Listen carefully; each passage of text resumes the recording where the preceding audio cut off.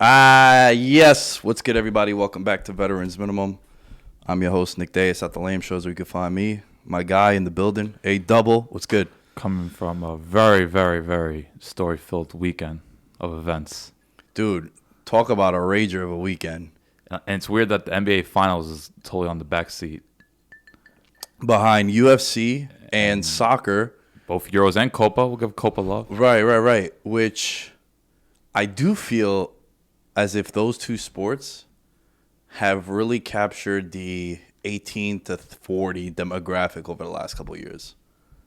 Yeah. And I know the NBA fits that mold Yeah. too, so I don't want to shit on it, but I feel like those two sports have really become more general appeal. Right. There's a more general appeal to it's those a global sports. phenomenon. Right. Yeah, both of them. Yeah, if Right. you really think about it. I was looking at some of the Instagram accounts for like the UFC, UEFA, World Cup, and it's 20, 30, 40 million followers too. So you're right. It's a global scale. It's always going to be bigger. Yeah. Where do you want to start, man? Oof. I'll let you lead it off. It has to be Euros just because it's such a huge final. Two heavyweights that haven't been in the final. Italy 9 years, England over 55 years or 60 years, something like that. And as usual, kind of the drama-filled extra time, which has kind of we're accustomed to in this tournament. The last 3 games now have gone to extra time, or actually last 4 if you want to include Sweden, Ukraine. Like, it's what we kind of expect, because I think going into England, Italy was a true 50-50. Mm-hmm. I think people slightly favored Italy just because of talent level, but then you got to count the Wembley factor. And overall, we got a game that was truly a deadlock. Yeah. Man, there are so many storylines and subplots from this. And, they're projecting close to 2.5 billion people watch this final, which is wild, right? Yeah. And a lot of fallout from it, both positive and negative. Yeah. We'll start with the positive. I think the right team won. Yes. From start to finish. First of all, you owe me an apology, you fuck. For what? For the Bonucci-Chiellini, when I said they were the two best center back pairings, you were like, I think France has something to say to it. Hey, I will eat my words on that. Gio the dinosaur, as my boy Tony likes to call him, and I thought I think he should have been player of the tournament. Nothing against Donnarumma. I thought Bonucci, considering scored the goals, scored 2 great penalties against Spain and England, and I just thought was defensive stalwart throughout the tournament. I think he should get his due, but nevertheless, Donnarumma, who's going to hate on him, 22 years old. Guy's already a legend. What the fuck's up with that name, man? John Luigi. It's like, 20 years from now, the next John Luigi got to be the goalie also. Yeah. Just a legacy. For him to replace Buffon and already just become, like, he's beloved. And it's crazy. Like, he just left Milan for PSG, and he's had a lot of backlash. But now he's back to being a hero in Italy. That's all it takes. You just have to win the tournament, and you're in the graces. Yeah, man. But, that center back pairing was so phenomenal. So let's talk about that game, right? But in particular, I want to focus first on Italy. Got to give them their flowers. They won. This was wild to me as I was doing some research, bro. If you were to rank world powers in soccer, where would you put Italy? Maybe they're top 10, but they're on the fringes. I should rephrase that. I'm talking about historically. Oh, historically. Okay, yeah, not like currently right now. They've won 4 World Cups. I believe they won 2 Euros, so I think they got to be up there with the likes of Brazil or Germany. So I want to say they're only behind Brazil. Okay. Copa America, I know we're coming off an Argentina-Brazil final. We'll get to that in a little bit. I feel like the Euro is a lot harder to win. Just because there's more teams. Because especially with Copa, like I saw the format, only 2 teams got eliminated in the group stage. Right. So it was somewhat worse than the Euro format. Yeah, so basically it was a Group A and Group B. There's 5 teams, and the top 4 advanced. Right. And it was set up if Argentina and Brazil came in first, like they did, they were going to play each other in the final. Right. So it was like Peru advanced and Paraguay and like Bolivia's of the Venezuela. Yeah, Colombia's good. Yeah, Uruguay's on the back end of their golden generation with like the likes of Suarez and Cavani being. Because Argentina hasn't won since 1993, which I found baffling considering it's Argentina. Right, and if you look at the resume for Messi in like his last, I think 5 or 6 tournaments prior to this one, it was like runner-up in all of them. Like he just wasn't able to get that. But I don't want to get sidetracked. I think Italy is only behind Brazil, and here's why. Dude, they've made 10 finals between Euro and World Cup. I couldn't find exactly for Brazil, but man, that got to be up there, right? Yeah. Like, World Cups, they've been to 6 finals. Mm-hmm. They've won 4. And Euro Cup, they've been to 4 finals and they won 2. Yeah. So, finals in 2012, 2000, 2020, and 1968, 2020. 2020 and 1968 was when they won it. And then World Cup finals in 2006, 94, 82, 70, 38, and 34. Wow, yeah, historically. Because you know, I'm picturing the stars above the logo. That's what I'm thinking in my head. I'm like, okay, I know France has 2. Germany has a decent amount. I know Spain and England have 1.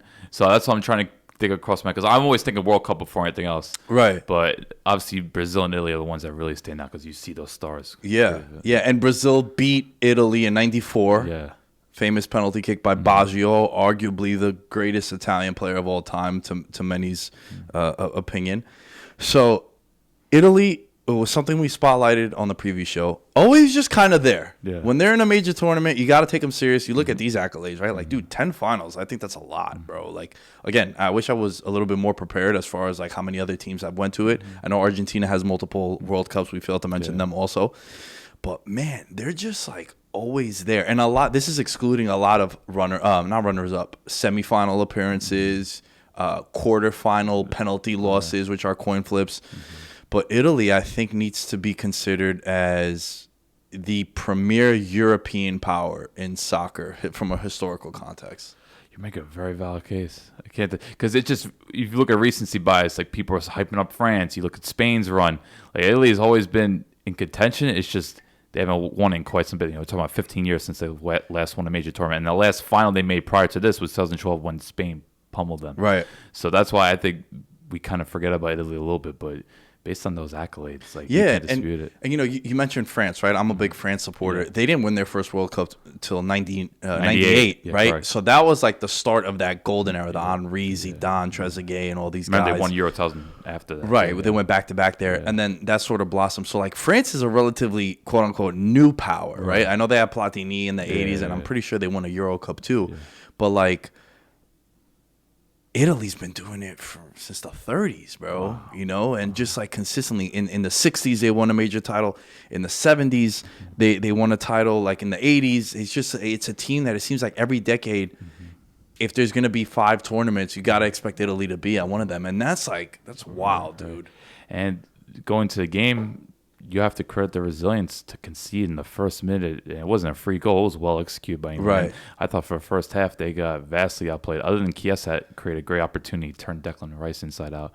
But that first half it did not look promising for them. But quickly in the second half, they got it. I had a feeling they were going to come back just because of England's style, which I know we're going to be critical of their conservatism. But you know, given that midfield, like I think Italy's midfield you put up right there with France as the best in the world. Verratti, Barella, Jorginho. What a threesome. And then Mancini, I just think for the most part in this tournament, really got his substitutions right. He used the depth of his squad, which coming off this past season when so many players had played countless games. Because how constructed the club seasons were, these players, they haven't had much of a break. So you really had to use squads after winning this tournament. I thought Italy did a tremendous job of doing that. You saw the substitutions were very calculated, and it ultimately paid off.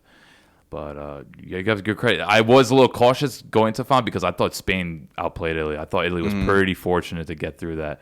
But you know, look, you have a size when the goalkeeper is size of Donnarumma and some real specialists. I know Jorginho missed against England, but Jorginho is one of the best penalty kick takers in the world. Bonucci consistently delivering. Bernardeschi come off the bench twice, scoring great penalties. Like they know how to take them, and you know, to win back to back. Not many national teams have done that in tournaments. Like I think it was a stat because both Switzerland and Spain both had multiple penalty shootouts in a tournament, and they both lost the second time. And they talked about past tournaments like Portugal and France. A little shout out though, you know who did in 2018? Croatia did. Croatia, baby. Denmark, Russia. I'm sorry, but nevertheless, it's very hard to win 2 penalty shootouts. And you were talking about now about semifinal and final. Right. The pressure is ramped up on 1,000. Right. Because I think penalties are great if you're not invested. Like if you're neutral, it's great. If you're invested, yeah. There's a big PK conversation coming in a little bit. Okay, I hate to interrupt you. I want to go back to Italy a little bit. Fucking Chiesa, man. Oh, big star tournament. I would say I want to push back a little bit on the first half. I thought from around the 25-minute mark to about the 100-minute mark in extra time, it was all Italy for me. Wow. I thought they completely controlled the game. The possession at one point, I was like, it's like 65, is 35? England Greece all of a sudden with like 29% possession? Italy dominated. They controlled. I was a little worried when Chiesa got hurt. He got subbed off because he seemed to be the only guy that was taking on defenders like 3v1 and getting shots. Pickford gets a lot of criticism. He was to a lot of people's. He was the weak link. The weak link came up big for them during regulation. The one thing that I like that Mancini did was he was not afraid to pull an Immobile and Signe when they weren't having it and being like, yo, we got it. Immobile was terrible on that stage. Like, everyone makes fun of him from the clip I know you posted against Belgium, but he was like legitimately just awful against Belgium. And like, I think Mancini's patience wore thin, and he was making moves. You looked at Spain, like he took him off within 60 minutes in both those games. So credit them. I thought Insigne got into a little bit because he's just such a wonderful player. Yeah. Great free kick attempt too. Almost buried that one. Oh yeah. But this Italy team, even though it doesn't have the star power of a France or an England or even a Germany, for instance, but they're just very solid. And when you have the center back pairing, like, I thought Harry Kane started out strong, but by 30th minute, I don't think he had a touch within the 18-yard box the whole game. Yeah. You got to give a testament to Bonucci and Chiellini. Well, the goal that England scored came off a Harry Kane ball that he got, I want to say, like, on his side of the 50. Yeah. Like on their end of the field, and then played it out wide to Trippier. And that's just a golazo there. Like, there's no one is saving that. Great run by Luke Shaw. Amazing run by him. Hats off to him. He had a hell of a tournament, too. Besides Spinazzola, I'd say he's the best left back in his tournament. Yeah, definitely, for sure, without a doubt. And with Italy, they had answers for everything that anyone threw at them from start to finish. We talked about it after the first leg of matches, how we felt they were the best team playing against Turkey, and just consistently, and the route that they took too, man. They beat some really good teams. They beat Belgium, you beat Spain, now you beat England. Right. Who, look, the tournament was kind of set up for them to win it. 6 of the 7 games playing in Europe. The president of the European Championship admitted it was came out and said it was a botched format. Yeah, it's not fair that teams are traveling 10,000 kilometers in total, and England left one time. Here's the two crazy statistics. Excuse me. 4 of the semifinalists all were host cities. You look at Denmark; they play the group stage games in Copenhagen, Spain, Seville, England, London, Italy, Rome, and one of the craziest statistics. When Spain played Switzerland had already traveled 13,000 miles in tournament. They played in Rome. They played in Baku, which just absurd that they had to travel there. Like, it was hard for fans to even get into Baku due to their restrictions. I think you had to get like a visa to get in there. And then they also traveled to Budapest. And then they went to go play Spain in St. Petersburg, Russia.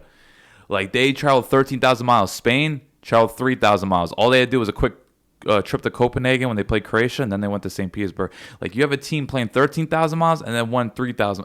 It's not fair. Yeah.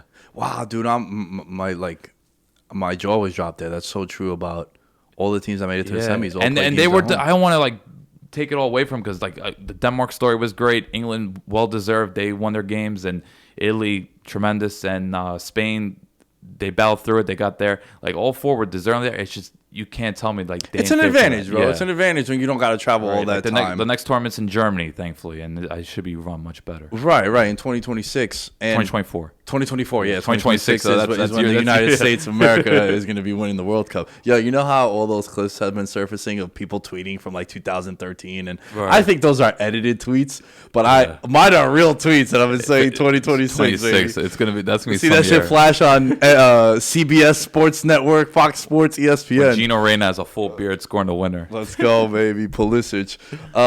But with Italy, the last thing I want to say about them is, moving forward, the World Cup is in 18 months. Yes. They should still be strong. Yeah. I think a lot of teams are gonna, like, it's not gonna be too much of a turnover. Right. Not too much of a turnover. However, the 2 center backs. Yeah, a year older. I think either Chiellini or Bonucci's birthday was like this week coming up. Mm-hmm. So you're talking about maybe 2 years older. So that would be my biggest concern for me because, man, them two really cleaned up everything back. Shut down Lukaku, too, when they played. And even with Harry Kane, like you said. Any other thoughts on Italy? Because we haven't even gotten to England because that's... I think we broke it down pretty well. I think going to the tournament, I had Italy maybe like a 5th or 6th best team, and I was like, okay, I think they're gonna make their mark, but I definitely never saw them making the final. Odds makers, same thing. They were tied with Germany and Spain as favorites to win the Euro Cup as well. What about Donnarumma with the walk-off? The most cold-blooded fucking walk-off ever. Saves it, doesn't even celebrate like... Dude, he's a badass. Yo, you know, if I ever saved a penalty kick to win a World Cup, I was like, fucking suck it. Boom. Just DXing it all the way.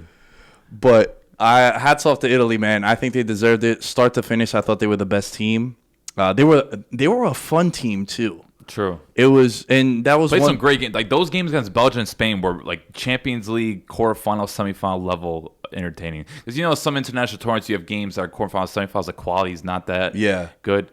I thought those Italy-Belgium, Italy-Spain games were as good as it gets. Yeah, man. And also with Italy, I think why a lot of people fell in love with this Italian team, unless you were Italian, obviously, is it's not your traditional Italian team. And they went after it. We spotlighted it on the preview show how this was a way more offensive team. They were a team without a big-name superstar. And I think as a unit, that played to their benefit. Not having an Mbappe or Ronaldo to count on to bail you out. It's like we got to play as a team in order for us to be successful. And outside the final, I think every game they had, it was at least one banger of a goal or some goal that made your jaw drop. Like their goal of the final was scrappy. They'll take it, obviously. But you look at Chiesa had a couple of bangers. Insigne against Belgium. Games against Turkey and Switzerland. Like they just played some really fun stuff. And it was refreshing to see. And you know, I don't know if people are going to consider them favorites in a year. It's still time to go. You don't know what young players could emerge 18 months from now, but honestly, you know, that country, like they got to be totally confident going forward. Did you hear the guy who's in charge of sort of like the Anthony Fauci of Italy? No, I did not. Said so. My dad was telling me, and he showed me the clip. It was like on Greek TV, but the guy who's like basically the Fauci of Italy said that if Italy wins the Euro Cup, please do not go out and celebrate because of like COVID. My dad was like, there is no chance in hell. The Italians are not going to go buck wild. You know what's crazy? They said there was going to be no parade, and then Bonucci announced, like, oh, we negotiate. We're going to do the parade. Like, they literally were not going to. I'm like, come on, you just won a major tournament. Like, you're not going to tell me Argentina right now they're not going to have a parade? Yeah. And my dad was like, yeah, that is not going to go over well. We're talking about, like, our country that bleeds the sport. And, after missing the World Cup, too, dude. Yeah, which they really described as a national travesty. Yeah, the fucking economy went down. Yeah. So they're back, man. Italy's back. Italy is back, yeah, for sure. All right, we need to talk about England.